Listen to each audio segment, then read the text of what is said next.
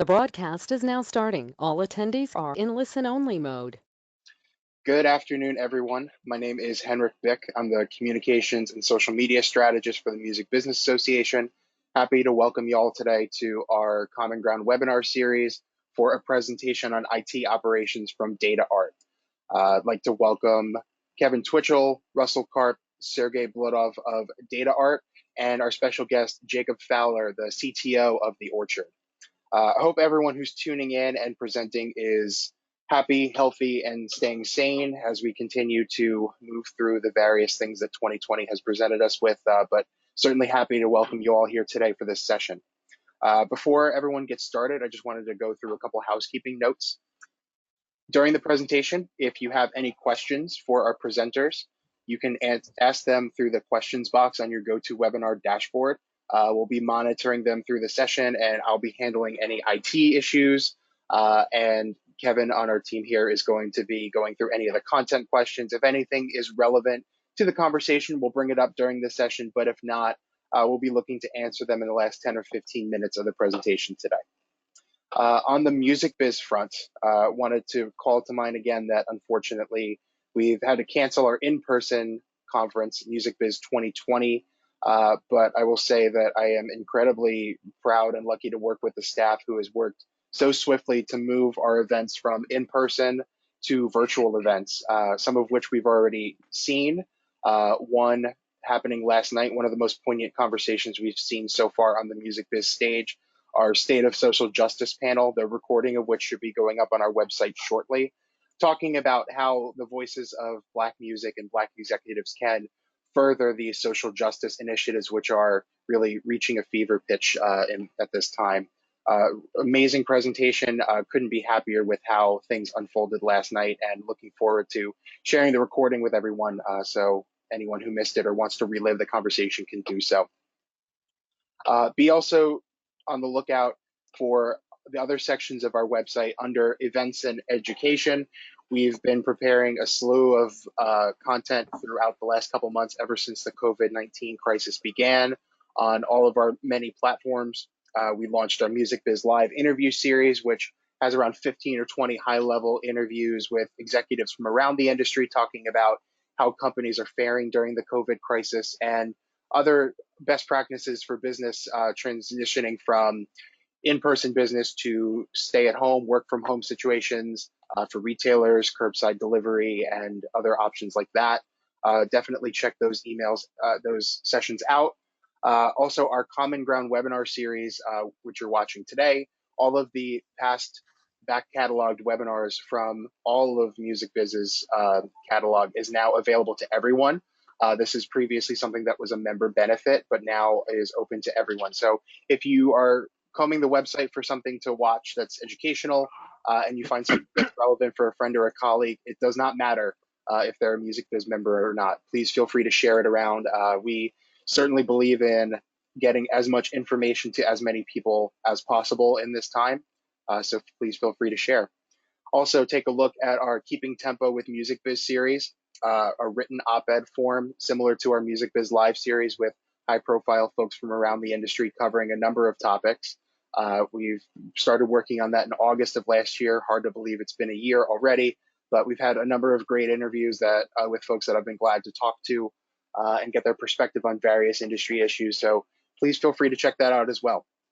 And stay tuned both on Music Biz's website and our social channels at Music Biz Assoc on Facebook, Twitter, and Instagram, and Music Business Association on LinkedIn for future announcements on other events that will be coming up as we transition our Music Biz 2020 in-person content into a virtual program across our webinar series and Music Biz Live platform. So now I'm going to toss things over to the DataArt team. I'm going to put myself on mute, but I'll be in the background in case there's any IT issues for anyone viewing. I'd like to thank everyone again for being here today, and would like to thank the presenters for putting on this conversation. All right, Henrik. Thank you. This is Kevin Twitchell. I'll jump in and start here. And on behalf of DataArt, I really just wanted to thank you personally and Nicole and everybody for having us and for doing these webinar series.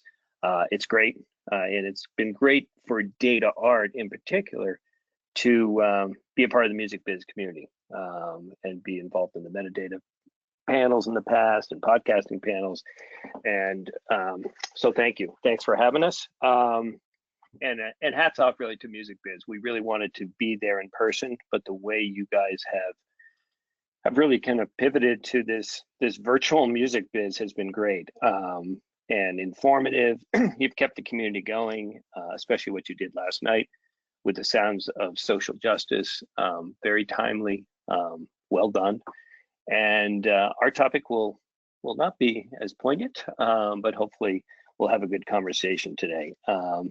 So what we thought we'd do today, it's future-proof your IT operations. We're going to try not to get too technical into the weeds. Rather, we're going to try to focus the discussion, hopefully on a discussion. That's why we're so thrilled to have Jacob here from the Orchard. Really going to focus the discussion on what people are calling the new normal, something DataArt's a lot of experience with, remote teams, and really take a pause here as we've kind of lived through the last 3 months. What are people doing? How have we adjusted as far as technology? And really, what do we got to do moving forward? So that's really kind of where we're going to go today. So joining me today, why don't we see if everybody's here, will be Sergey Bludov. Are you there, Sergey? Hello, everyone. Thanks for having us. Great. DataArt, Russell Karp from DataArt. Hi, everyone. Thank you for joining us. Yep. That's the voice of Russell, a fellow Bostonian. He doesn't really have a Boston accent, though, but we may have a wicked good webinar. And we're really thrilled to have Jacob Fowler, the CTO of the Orchard. Jacob, are you here with us? Hey, everyone. Yeah, thrilled to be here. Thanks for joining and thanks for having me. Great. The voice of Jacob.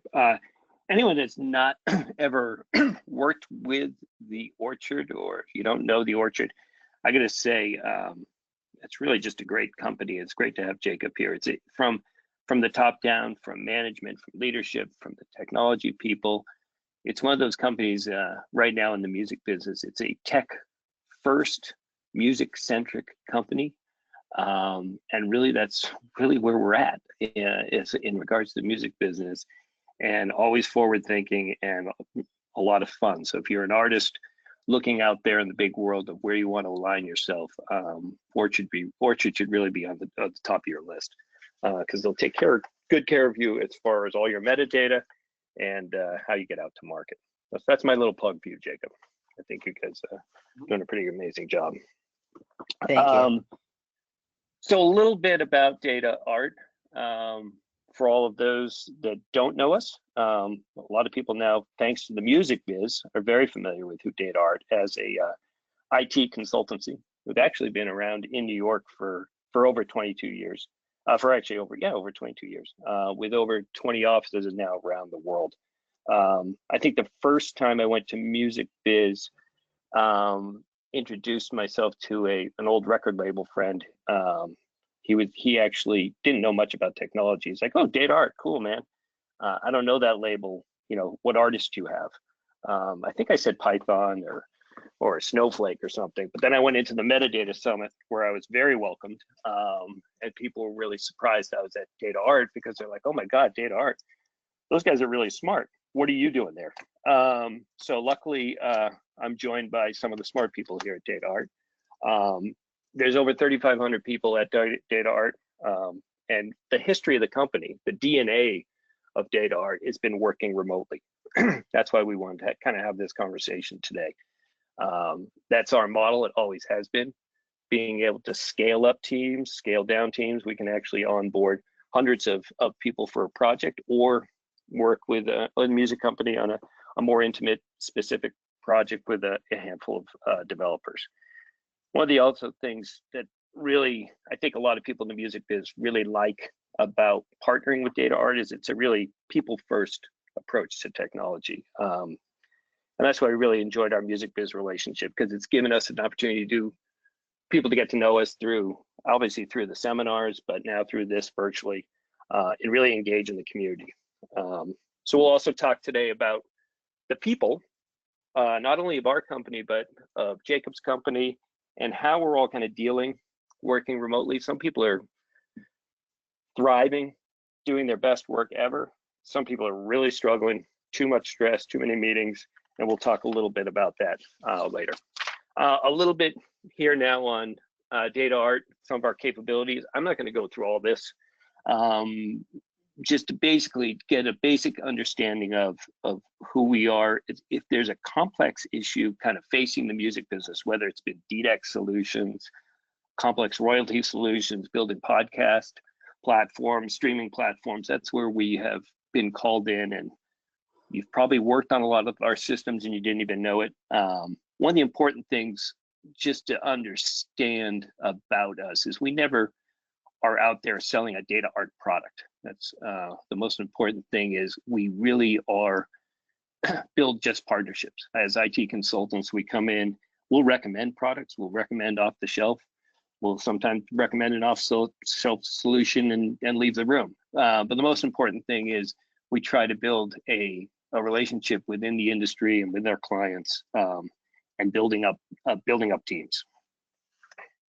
So speaking of some of the complexities in data, next slide there, Sergey. We thought we just, and this is probably I'm going to turn over and kind of get some other people talking here. Probably put our good friend Jacob on the spot in a little bit here, but we just thought this slide is kind of, you know, what we've been dealing with.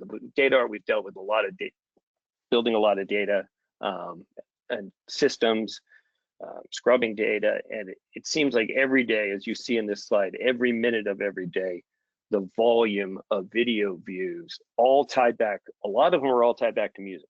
There's a lot of metadata going through right now, all tied to music. And you look at the evolution of, there's 2 billion downloads right now of TikTok and where that came from, and how do you onboard TikTok data? And really more importantly, you know, as we look to the future and how you're building systems, and this is where I kind of throw it over to Jacob, you know, there's ultimately a new TikTok coming around the corner. When you look at this slide, Jacob, and you look at all the data coming at you, how are you guys handling it? Are you seeing a difference right now during the pandemic as far as usage and different kinds of volumes coming from different kind of platforms, and how are you handling that from a remote environment? And what are you looking to in the future to prepare for the next TikTok? Yeah, that's a great question. So I think two of the things that you have on here is where we've noticed the biggest change, and that's obviously on YouTube and TikTok. Folks are spending a lot more time on those two platforms, and to your point of around the corner, there's always a new TikTok. A few years back, it was SoundCloud, and now it's TikTok. And I think for us, what's been great is we've always had a scalable architecture that can handle all of the data and handle all of the increase in loads of data. But I think the really unique problem that we're trying to solve right now, and that our roadmap is geared towards, is how do we think about putting this data in front of our users in a way that they can digest it? I think it's the common problem that we've seen in the music industry is there's so much data out there, and you can throw all of that data in front of users, but if it's not put in front of users in a valuable way, it's almost like information overload. And so I think we're thinking about those two platforms today, but not even just those two. Also, I think another one coming on strong is Twitch. And so as we start thinking about these, that's kind of where our product mindset's going, and how do we handle it from a web and mobile app standpoint. And I would assume with Twitch in particular, during the pandemic, with all the live broadcasts that they've been doing, especially with your type of artist, you've seen a big, a big influence from that. Yeah, I think that we're starting to see more and more questions about Twitch in general, because I think for a long time, Twitch was focused on the gamers, and I'm throwing up quotes and no one can see me, so I look rather dumb in my parents' kitchen here. But yeah, I think everyone's starting to come on to Twitch as being more than just a gaming platform, but almost like a live streaming platform. So I think that's something we're starting to think about. I'm old enough to remember Vine, and when everyone was freaking out that they needed Vine data because they wanted to sign the next Shawn Menendez. So I know from your A&R teams as well, they're probably pressuring you as well to get a visibility into this world. Yeah, entirely. Yeah. Russell, do you want to jump in here? Yeah, absolutely. And thank you, Jacob, for your comments, and Kevin for the lead in here. Just to kind of finish off on the slide, we see kind of the tremendous numbers in terms of the demand of streaming content out there. And we can actually make a fair assumption and say that, especially during, the quarantine times and the good possibility of a lot of folks continuing to work remotely, that we will continue to see demand of our enterprise applications. So how do companies prepare for that, or how do they manage the demand today, and how do they prepare for an increased demand going forward? Which brings us to our next slide. And what we recommend to our customers is looking at it from an agile perspective. So, how do we bring things, quicker to market? How do we scale rapidly? How do we reconfigure our operations if needed in a quick manner as well? And all of these things are really based on factual insights. So if we take a look at the three bubbles there, recognize, respond, and adapt. So the first bubble is focused on understanding where we are today and understanding where we need to get to. So we look at the industry trends. We look at some of the innovations that are on the market that we might be able to leverage. And then we just look at the cold hard facts, which are the analytics. So once we understand that, then we move on to our response, which is prototyping the solutions from a technical perspective. From a process perspective, we look at the decision-making process today, and do we have an opportunity to make it more efficient by decentralizing it? And then once we have gone through the prototyping, decisions are made, deployment, then we look at the results.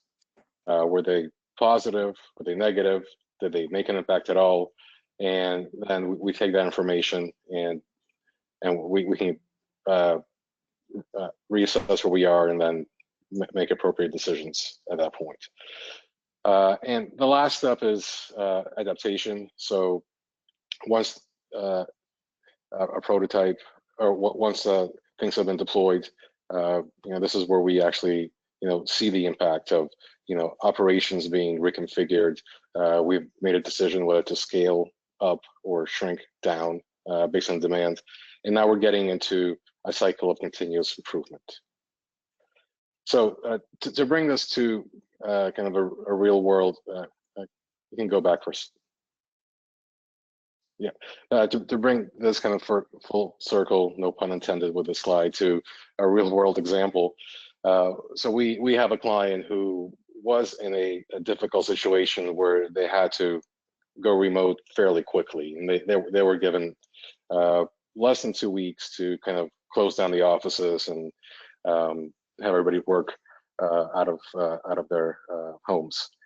And they had an issue with VPN. So they were using VPN for a very long time. It was great when out of 10,000 people, 500 people were on it.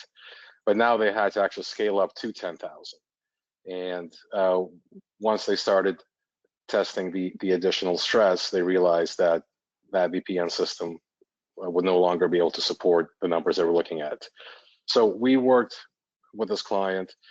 We helped them set up a competing VPN application. We ran those in parallel, and we scaled the old one down.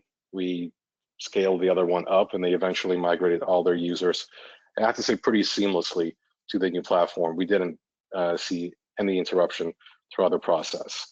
And that short story kind of encapsulates those three circles you see on the screen. The recognizing where we are, responding quickly, and then making sure the adoption is seamless. Okay, we can go next slide. Looking at trends, and this should be of no surprise to anyone. And there has been a steady trend for remote work, and especially since early March, that has escalated quickly, to put it mildly. So, pretty much all of us are remote these days, and as we mentioned previously, a lot of folks will continue to stay remote, which kind of leads to the question, are you more productive working remotely or within a group environment? So we looked at a couple of data points, and we found that 3/4 of the people surveyed either somewhat or strongly agree with being more productive remotely. But we kind of peeled the onion on this one, and for IT folks, people in kind of back office working on support, development, DevOps, they are absolutely more productive, based on our experiences and discussions with our clients. But when we talk about the other side of the house, where it's more administrative, like operations, business development, that is not as clear, because what we have experienced with our clients and what our clients have sometimes complained to us about is they're in meetings all day long. So, with these new web communication platforms, not new, but newish versions of your Zooms, Microsoft Teams, WebEx, and so forth, people are called to meetings almost on an hourly basis. So we have clients where some of our contacts are have between 7 to 10 meetings a day, and their calendar is full. So does that make them more productive if they're meetings all day long? Debatable, right? And Jacob, just want to kind of get your opinion. What have you seen in terms of your calendar over the past 3 months? Yeah, so I think I'll separate it into kind of two areas. One, I'll kick off, I'll answer my calendar question second, I think, if that's okay. But I think one thing that we notice on our team is, so the Orchard Tech team has always been distributed in the sense of the nucleus is in New York City. We have a small but growing contingent out of London, and then we work with consulting partners all over the world, and with DataArt being one of them throughout a lot of Eastern Europe, and then we have partners throughout Asia. And so one thing that we got feedback on is that it's been great from a consulting partner's perspective, as well as those folks who work in different locations than New York, because it's really leveled the playing field in the sense of, we used to be able to just show up, quickly rely on the Google Meet box in the conference room working, and not really thinking about, there's folks joining from laptops at home and internet connections might not be as well, and turning on cameras, things like that. That's just really, we never really thought about being, in an office environment, and now having to go virtually, it's leveled that. We've seen it actually be really successful. So that's been something that's been positive from it, and that we're looking to take away, even as if we do go back to the office in the future and start implementing that as a policy. I think you hit it on the head in terms of my schedule. I used to work, let's say, and Sergey knows, because sometimes I'll bother him at 6 a.m. in the morning, but I was up at 6 and working till 7 or 8. And I think what's changed is my schedule is much more aligned to like an 8 to 5, 8 to 6 kind of routine. And then I'm not working those additional hours at all. But I will say it's back-to-back meetings throughout the day. And I think it really just depends on the type of meeting and what the outcomes of that meeting are. I think some days I go through it and it's like I was in meetings from 8 to 5 and don't even know what happened, whereas other days it feels really fruitful. So I think that's something, and you hit on it from like the business development side, where I'm still learning like how to be more productive with the meetings I have, especially in a virtual world. And I'm not sure if that all made sense, but yeah, feel free to flag any questions you have. That was great insight. Thank you. Really appreciate that. Yeah. Yeah, and the other thing with meetings is some anecdotal evidence. Some clients have approached us. They're saying that even kind of the most maybe mundane or simple things that you used to kind of walk by somebody's office or see them in the hallway and have a quick conversation, make a decision, is now on the calendar. So in essence, it's going to take up more time to have that conversation now than it has in the past. So, okay, I think we can move on to the next slide. All right, great. So to take us kind of further into that area of working remote successfully, Sergey will lead us through the section. Yeah, thank you, Russell. Like Kevin mentioned, DataArt's business model has been relying on remote work concepts and since day one, and always been evolving. Today, DataArt has more than 20 offices across the globe. I wouldn't say moving completely virtual has not created any struggles for us, but our processes and infrastructure has been ready to support our clients during these times, during the change. So what's essential to focus on while being remote? Based on our observations, it's secure corporate infrastructure, effective team collaboration, and your employees' well-being. On average, our offices per client ratio varies between 3 to 5. Being highly distributed across multiple locations and time zone, we maintain well-defined and transparent development processes, help us to achieve client goals and deliver projects on time. We recommend utilizing any of the Agile frameworks based on the size of the project, scope, and timelines. Could be Scrum, could be Kanban, or SAFe, you name it. But outlining project scope, roles, and responsibilities will help you to build a customized version of selected framework. None of it will work just out of the box. There are plenty of tools to support any of your choices.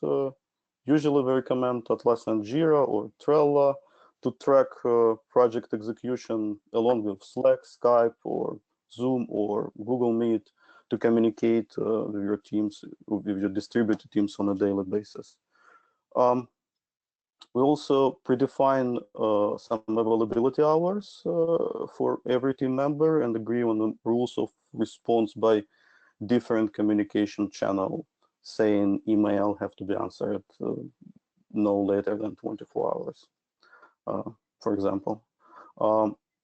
Now more than ever, I would say it's important to maintain a frequent cadence of online product demo sessions with your business stakeholders, and also hear from the team after each iteration on possible improvements.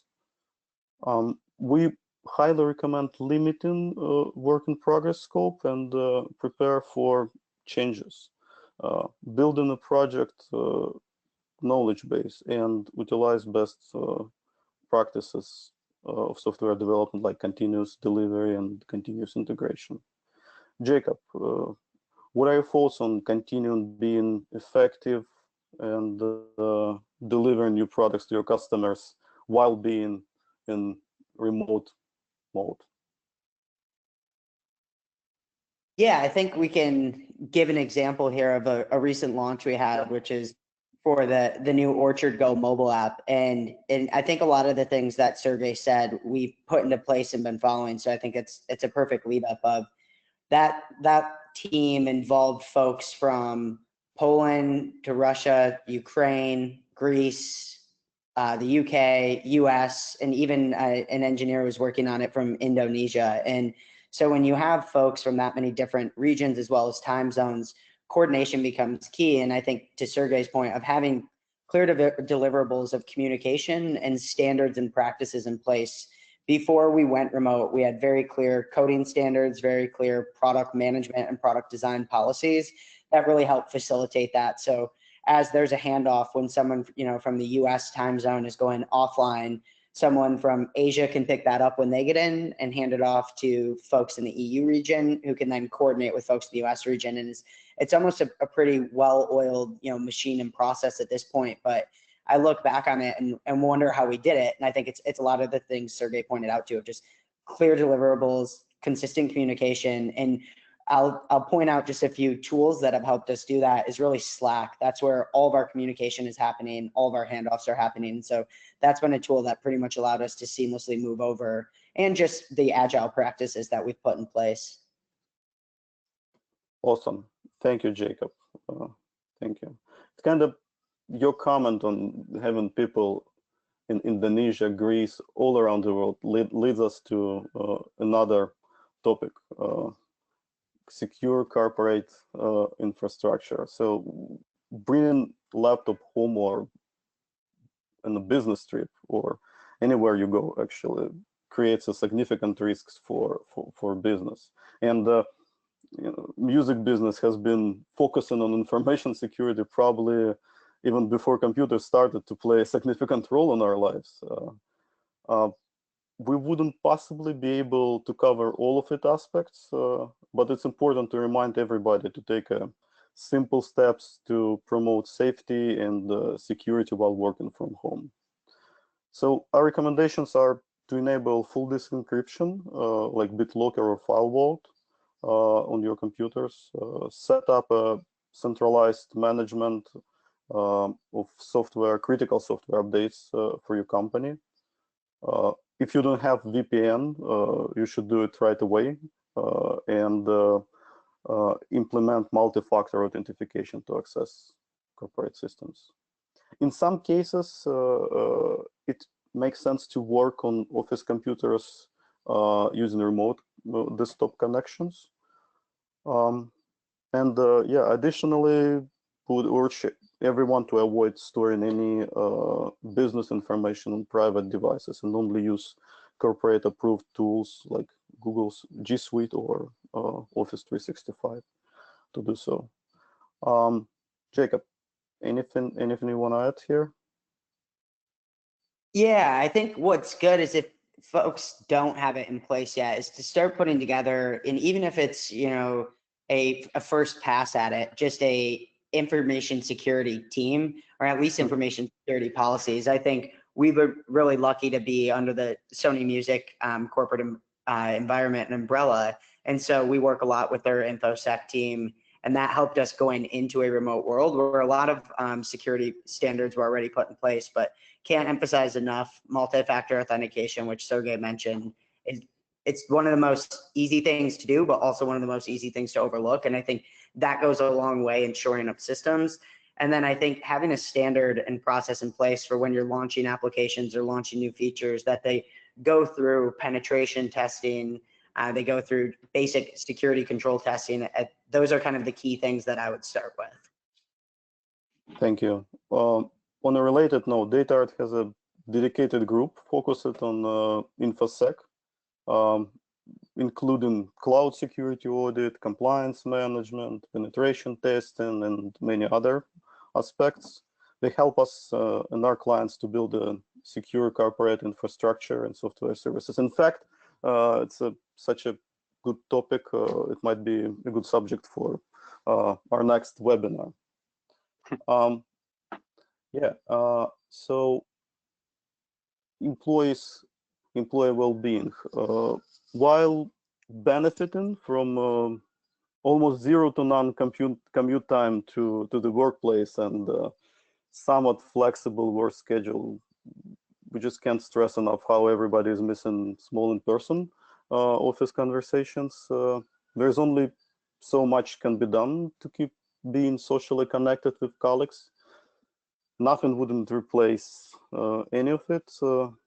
However, you still can find it useful to set up fun and educational webinars for employees, for their families, their kids, maybe include some physical activity sessions, and of course, some happy hour calls. I know the Orchard had a great Whiskey Wednesday tradition. Are you keeping it up, Jacob? We do. We still have our notorious Whiskey Wednesdays, even if they moved from a in-person to remote setup that I don't think anything would stop that practice from happening. And yeah, again, just referencing the Sony umbrella, we've been lucky to partake in lots of events that they've put on, with starting from remote yoga, which I see there's even some pictures here illustrating that. And we try to keep as much of that going. And I think it's all about just the culture of your company and the culture of your teams, letting them maintain that in a virtual perspective. So, as Sergey mentioned, Whiskey Wednesday, not in person anymore, but we can still do it remotely. There's apps out there like Drizzly that'll allow you to still get the high-end whiskey that I know some of our folks are so interested in. So we've been able to keep that going, and we've even started up some new ones. So it'll be interesting to see the ones that went from in-person to remote, if we can go, in the opposite way of things that started remotely happening in person when all of this goes back to we'll call it a semi-normal state. Yeah. You can step it up to, it's Thursday, Tequila Thursdays. You can just build one every day. Yeah, Tequila Tuesday too. Yeah, every day. Cool. Sounds good. Thank you, Jacob. I think we're gonna wrap up here and switch to questions. Right now, I don't see the question board lighting up. But I'll just throw in actually at Jacob. Through this whole thing, have you guys, with your teams, what do you think has been the biggest kind of learning, and what are you looking for towards the future? Are you guys looking, thinking that we're now in this for a long period? How far ahead are you looking, and what big changes are you not only making with your teams and how you work, or even systemically kind of moving forward? Yeah, I was just gonna say, I think for us, and we're not putting a specific timeline on it because I think so much can change, but the things that we're starting, to plan for our team is, how do we keep learning and development happening? And I think that's been a common question that's come up, is we transitioned pretty easily to working remotely because, as I mentioned before, we're such a big distributed team that we always had to work in somewhat of a remote construct. Even if you weren't working remotely, someone you were on a team with likely was. And so that hasn't changed, but it's been how do we continue learning and development? How do we continue the mentoring programs? Those are really the biggest challenges that I've been facing so far. Yeah. I want to add to Jacob's answer. Go ahead, hear me? Sergey. Yeah, go ahead. Yeah, I wanted to add that DataArt, we've developed around 300 online courses, built the system to support our developers and continue in their continuing efforts to educate themselves, and it works tremendously. We just become a certified partner of Open edX community to bring it to even higher level. So it's something to go. Here's a question. You on that, Sergey, to get some advice and tips. Definitely, sure. Got a couple questions coming in. This one is coming in from Andrew. They're asking, throw out this probably to all of us, kind of maybe across all our account base. Is anyone seeing companies moving toward a permanent decentralization a la Twitter? If so, what are the IT implications for those companies that we're seeing? Do we have any clients or anybody that we know that has just basically said, we're moving our whole IT permanently decentralized? And if so, what's going on there? Russell, Sergey, do we have anything on that to answer Andrew's question? Yeah, Russell. Go ahead, Sergey. Yeah, go ahead. Yeah, I haven't heard any of the companies who have decided just yet to permanently move being remote. However, I heard of companies who were remote, completely remote, even before the pandemic. So it's I think it's case by case. Do you have anything, Russell? Yeah, similar things that I've heard. I've heard some of my contacts say I'm not ever going back to the office, but nothing official from their employers that we're going to be permanently remote.